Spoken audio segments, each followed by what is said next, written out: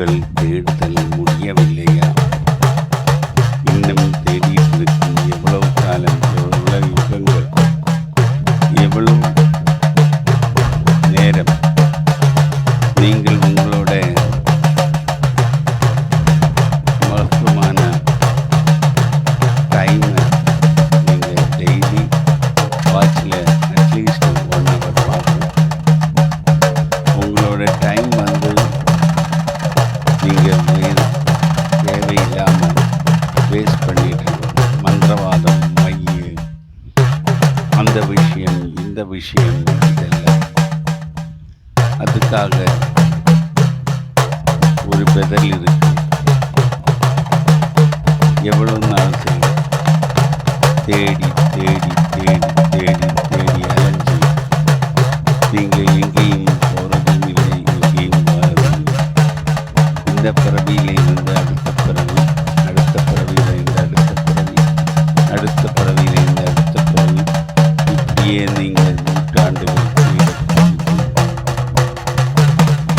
முடியவில்லை என்றால் சொல்லுங்கள். உங்களுக்கு ஒரு விடை இருக்கு. அந்த விடை வந்து இதுதான். கால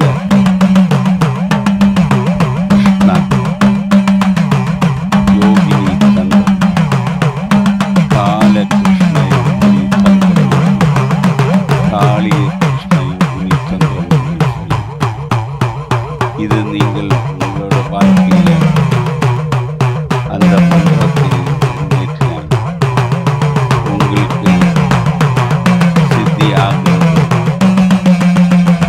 அகோரமான வழிமுறைகள். ஒரு நாள் நீங்கள் இதுக்குள்ளாலே இறங்கினால் திருப்பி போக முடியாது. யமுனா நதியில் ஆழத்திலே நீங்கள் விழுந்துட்டே இருக்கும். அப்படியே யமுனா நதியில் ஆழத்திலே ஆழ்ந்து கொண்டு இருக்கும்போது எங்கேயோ ஒரு விடை கிடைக்கும். அந்த ஸ்ரீகிருஷ்ண பெருமாள் காளி உருவத்தில் வந்து உங்களுக்கு அந்த விடையை சொல்லிக் கொடுக்கும். ஸ்ரீகிருஷ்ண பெருமாள் அகோர ரூபம் எடுத்து விடை கிடைக்க ஒரு மந்திர சக்தியாக நான் உங்களுக்கு தரப்போகிறது என்று நீங்கள் அதை ஒரு எச்சரிக்கையாக எடுத்து உங்கள் வாழ்க்கையில் வந்து அதை பிரயோகப்படுத்தி அதோட ஜெய பராஜயங்கள், அதாவது அதோட சக்சஸ் ஃபெயில்யூர் நீங்களே தெரிஞ்சுக்கணும். முடியவில்லை முடியவில்லை முடியவில்லை என்று நினைக்கும் பல காரியங்களும் முடிக்க வேண்டும். அடுத்த இது வந்து தீட்சை. தீட்சை அப்படின்னா என்னங்கய்யா? தீட்சைகளில் நிறைய ஸ்டேஜஸ் இருக்குங்களா, நிறைய மெத்தட்ஸ் இருக்குங்களா? கண்டிப்பாக தீட்சை வந்து நிறைய ஸ்டேஜஸ் இருக்குது, நிறைய மெத்தட்ஸ் இருக்குது. நான் கொடுக்குற வந்து நாடி தீட்சைன்னு சொல்லுவேன். நாடி பிடிச்சு பார்த்து ஒரு ஆளோட பூர்வீகத்தில் என்னெல்லாம் இருந்தது, 5 பர்த் அந்த பக்கம், 5 பர்த் இந்த பக்கம், அவங்களோட ஆன்சஸ்டர்ஸ் எந்த மாதிரி, இவங்களோட ஆன்சஸ்டர்ஸ் இனி வர போகிறவங்க எப்படி, இவ்வளோ நாடி பிடிச்சு பார்த்து பின்னாடி ஸ்பைனல் கோடில் ஆண்களாக இருந்தால், பெண்களாக இருந்தால் நட்சத்திரத்தில் உணர்த்தி அந்த தேவதை, அந்த 33 கோடி தேவதைன்னு சொல்லும்போது 33 கோடி இந்த நாடி ஜனம்புகள் விகாரியம். அப்போ அந்த 33 கோடியில் அந்த தேவதைக்குள்ள நாடி உங்கள் பாடியில் எங்கே இருக்கிறதோ அதை உணர்த்தி கொடுக்கறது ஒரு குருவோட வேலை. அப்புறம் நீங்கள் தான் வேலை பண்ணணும். இதான் நான் செய்துட்ருக்கிற ப்ராசஸ். இப்போ நீங்கள் தரக்கூடிய தீட்சையிலேயே அவங்களோட இருக்கிற கர்மாக்களையும் முன்னோர்களோட பலன்களையும் ரொம்ப தெளிவாக ப்ரொடிக்ட் பண்ணுறீங்களா? இதெல்லாம் உண்மைதானுங்களா? அது அவங்கவுங்களோட எக்ஸ்பீரியன்ஸ் இல்லையா.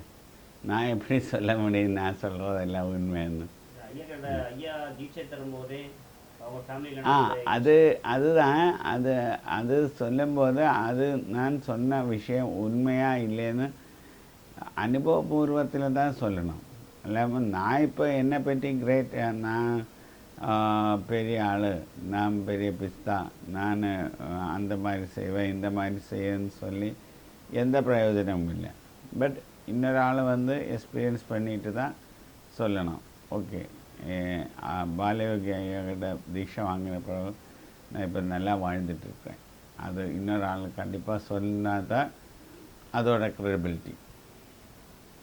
உங்களோட ஸ்டூடெண்ட்டில் சேலத்துலேருந்து வந்த ஒரு ஸ்டூடெண்ட் நிறைய குருமார்களை பார்த்துட்டு கடைசியாக உங்ககிட்ட வந்திருக்காருங்க.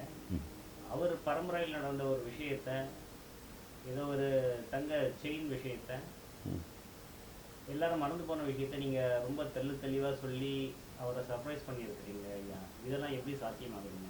ஏன்னா அவர் வந்து போய் பித்தலாட்டம் காட்டுற ஒரு மனுஷராக்கு. அவர் வந்து சும்மா மக்கள்கிட்ட சொல்லும், நான் அந்த அந்தரத்தில் அதை பறக்க வைக்கலாம், அந்தரத்தில் இது பறக்க வைக்கலாம், நான் வைத்தியம் பண்ணி அப்படி செய்யும் இப்படி செய்யும். ஏன்னா முக்கால்வாசி சேலம் மக்களோட பேரை கெடுக்கிறது மாதிரி தான் அந்த ஆள் வந்தது. அப்போ அவங்க யாருக்குமே தெரியாத ஒரு விஷயம் அவங்கள்ட்ட சொன்னால் மட்டும்தான் அவங்களால அது உணர்ந்து சரண்டர் ஆக முடியும்.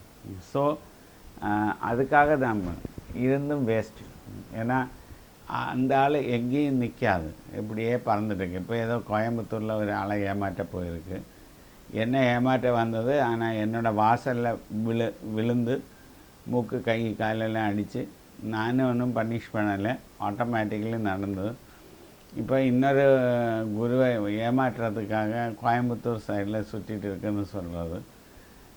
அது முடிஞ்சுன்னா அடுத்த வேறு யாராவது இந்த மாதிரி இருந்ததுன்னா அவங்கள ஏமாற்றுறதுக்கு ட்ரை பண்ணும். இது சிலவங்களோட பழப்பு, நமக்கு என்ன செய்ய முடியும். ஏமாற்றியே தன்னாலே ஏமாற்றி இன்னொரு ஆளையும் ஏமாற்றுற மாதிரியாக அவங்களோட. எனக்கு அது பிரச்சனை இல்லை. ஏன்னா பிகாஸ் நான் நிறைய சொன்னேன், ஒரே ஒரு என்னோடய சீடர்கிட்ட மட்டும்தான் எனக்கு அந்த கோபம். ஏன்னா வேற ஒன்றும் இல்லை, என்னோடய மதருக்கு செய்வனை வைக்க பார்த்தது, அதனால் எனக்கு அந்த கோபம். பாக்கி யார்கிட்ட எனக்கு அந்த மாதிரி கோபம் இல்லை. எனக்கு காமெடியே சிரிச்சிட்டு தான் இருக்குது. இவங்க எல்லாம் செய்கிற வேலைகள் பார்த்தா தான் எனக்கு ராகுல் காந்தி அல்லாட்டி சர்க்கஸில் பஃபூன் செய்கிற மாதிரி தான் இருக்குது. வேறு என்ன செய்ய முடியும்?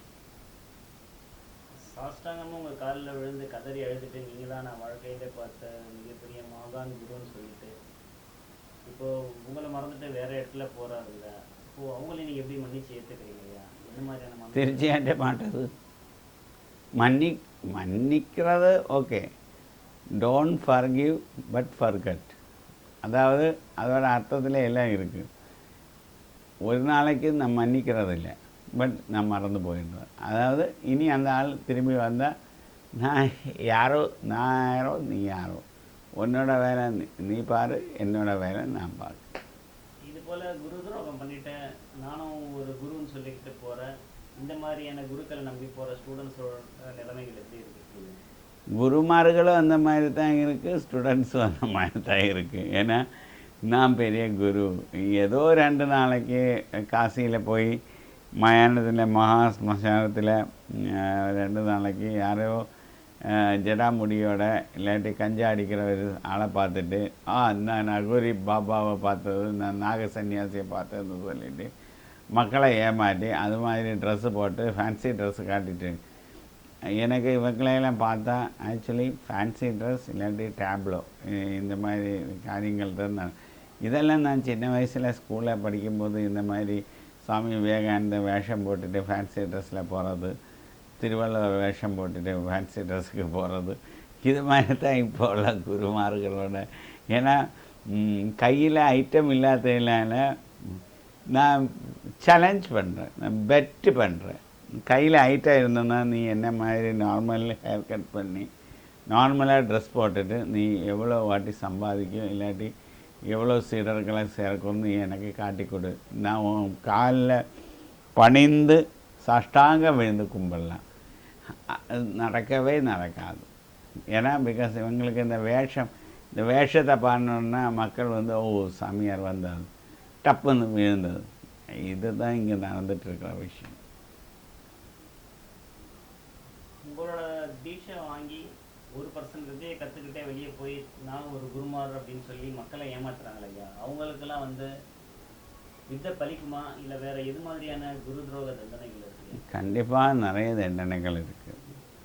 நான் காலமே ஒரு வீடியோவில் சொன்ன மாதிரி ப்ராஸ்டியூஷன் இந்த மாதிரி ஆளுகளோட ஒய்ஃபோ மகளோ லாஸ்ட்டில் ப்ராஸ்டியூஷன் லெவலில் போயிடும். இல்லாட்டி அவரோட தேர்ட் ஜென்ரேஷன் ப்ராஸ்டியூஷன் பண்ண வேண்டிய ஒரு சிச்சுவேஷன் வரும். இதாக்கு மிக பெரிய தண்டனை மென்டல் டார்ச்சரிங். ஏன்னா ஒரு குருவை வந்து மென்டலி சஃபர் பண்ணிட்டு போகிறவங்களுக்கு மென்டல் டார்ச்சரிங் தான் கிடைக்கும், வேறு ஒன்றும் கிடைக்காது.